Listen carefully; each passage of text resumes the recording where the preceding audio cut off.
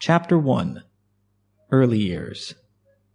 Opinion, whether well or ill-founded, is the governing principle of human affairs. Alexander Hamilton.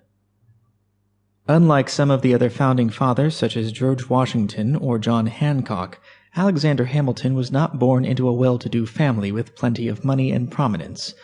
Alexander was born on January 11, 1755, on the small island of Nevis in the British West Indies. The island measures 9 miles in its longest dimensions, and, like many of the islands at that point in history and in that part of the Caribbean Sea, the main business was sugarcane plantations manned with slave labor from Africa. New slaves were imported yearly to most plantations, as the life expectancy of the slaves was only a few years due to the hard labor, excessive heat, and regular outbreaks of yellow fever. Alexander's mother was Rachel Fawcett, who was originally married to a Danish Jew named John Michael Levine. Levine owned a small plantation on St. Croix Island and abandoned Rachel after 5 years of marriage. After the marriage dissolved, Rachel took up with a Scotsman named James Hamilton, with whom she had 2 sons.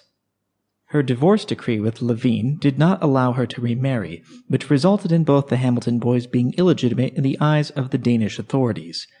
The illegitimate nature of Alexander Hamilton's birth would be a recurring sore spot for the remainder of his life. The young Hamilton boys would meet with a succession of personal disasters over the next few years. Their father, James Hamilton, was rather lazy and a poor businessman, and within a few years he had left the family in financial ruin. Like Rachel's first husband, James abandoned the family. Another disastrous life event occurred when Rachel died of yellow fever when Alexander was only 13 years old.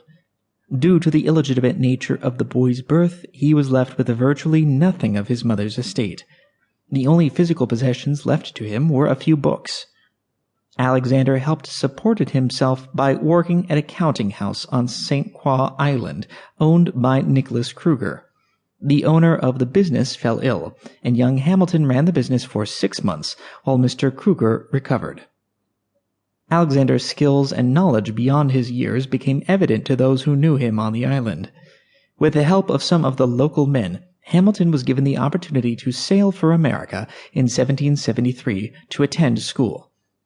He first spent a year in New Jersey at a grammar school, then attended King's College in New York City. King's College would become Columbia University.